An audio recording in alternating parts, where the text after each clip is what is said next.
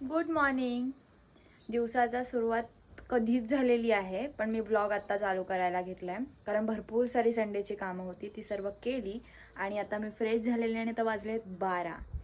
So बघूयात काय काय होते. आणि आज संडे स्पेशल, आज आमचा उपवास सुटणार आहे मार्गशीर्षचा. सो मस्त मस्त जेवायला आहे. So stay tune.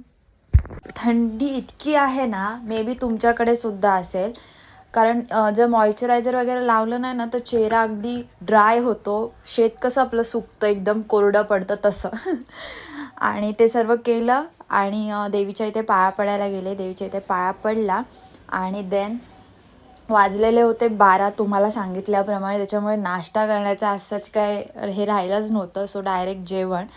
सो आई पुऱ्या बनवत होती आणि चिकन मटन दोन्ही होतं. सो रस्सा तुम्ही पिता की नाही मला माहीत नाही, पण आमच्या इथे वाटण लावायच्या अगोदरचा रस्सा पितो आम्ही.